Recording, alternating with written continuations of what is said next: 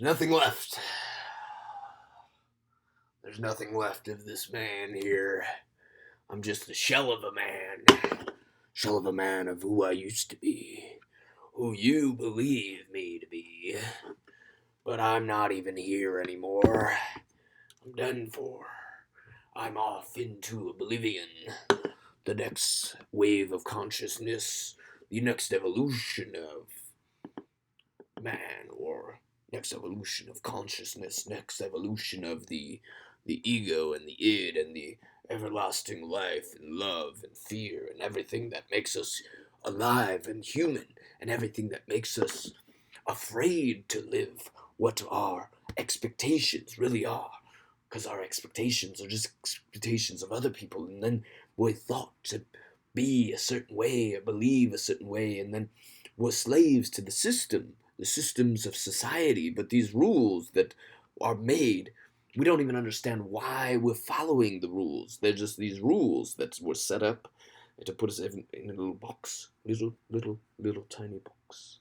And then there's infinite possibilities out there for you, for me, for everyone, for anybody. It could be you, it could be me, it could be somebody, it could be nobody, because nobody is doing anything about it. And I will tell you, it's a crazy, crazy world. And why do we live by other people's rules? We don't want to disturb the system. And I'm not saying pure chaos, because pure chaos is that scientists, they could tell you about pure chaos. I am just merely speaking, asking a question, wondering why. But hey, don't wonder why too long, because if you wonder why too long, you might just die. You might just be on another plane of existence after this. And if there was a way where we could all live in peace, what would that look like? What if there's a better question we could all be asking each other? If there was a way we could all share in the wealth of the world, what would that look like? And it doesn't mean don't be competitive, and it doesn't mean don't play the games that are established already, because there are so many games this world has to offer, and they're fun. They're fun. That's why we play the games. That's why we exist the way we do. It's worked in a certain sense, right? In a certain sense, it has worked. And that's why people like violence, too. Violence, you don't have to think. You don't have to think when you're angry.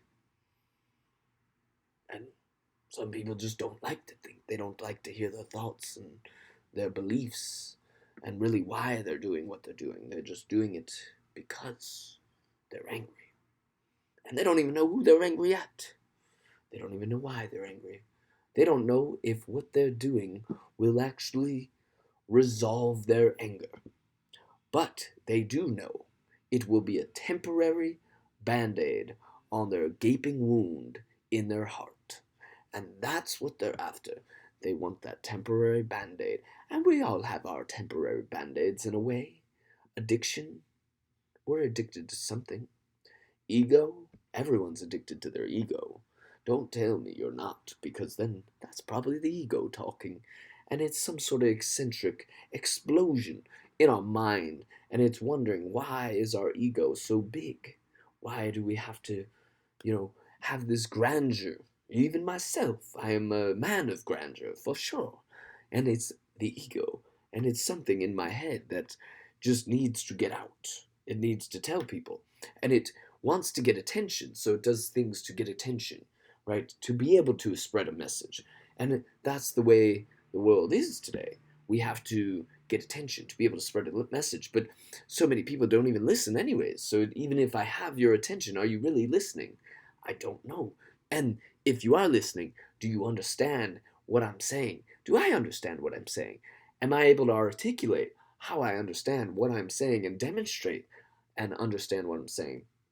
And maybe it's in those small moments of interaction with people and sharing the love, sharing the gifts that you have with other people, whether it's, this big thing of grandeur or just something small, something that is a small moment of kindness to show that you love one another, that you care about one another. I think about Jesus a lot, and I think about how he, what would he do if he came back today? What would he do to get people's attention? Maybe he wouldn't care about people's attention. Maybe he would just. Maybe he's already here and he's just out wandering, waiting for somebody like you to come find him. Maybe that's all bullshit, because a lot of people are full of bullshit as well. And who knows? I can't tell you what to believe. I can't even show you what to believe. I can merely be the antithesis of my own beliefs by how I act, how I behave. And look to have greater understanding. Look to get lost in the process. Look to get lost in love. Look to get lost in understanding who I am, why I'm here. Look to get lost in the art. Look to get lost in life. The beauty of it. The ups, the downs, the sadness, the happiness, the joyful moments that you'll never be able to capture, never be able to articulate, never be able to share, because they were too pure of a moment to be able to even share. But now you will have a story you can share forever. And maybe you choose to share that story, and maybe you don't, because maybe it's not important to share the story of that moment. But those moments are what make us who we are. So what moments will you make to make you who you are? And I'll drink to that. I'll drink to that any day. I'll celebrate that. I'll celebrate that any day. And what is it we're looking to accomplish here? That is the question.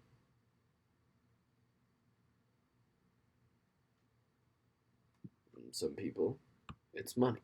Some people, it's power. Some people, it's the continuation of the way things have always been.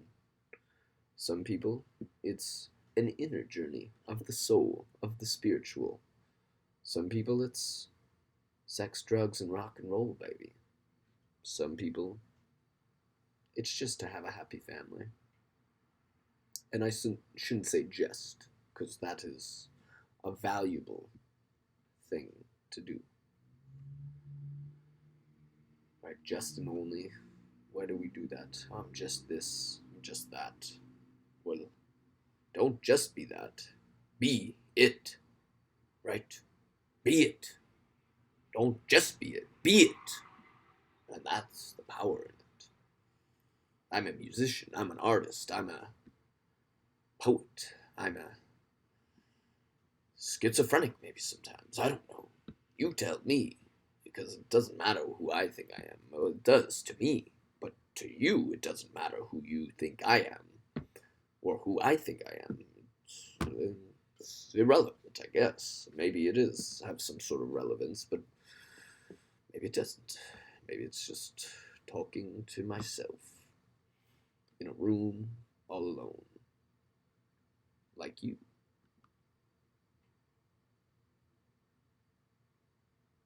And if you're not in a room alone, maybe you're alone with your thoughts. Maybe you're alone wherever you are.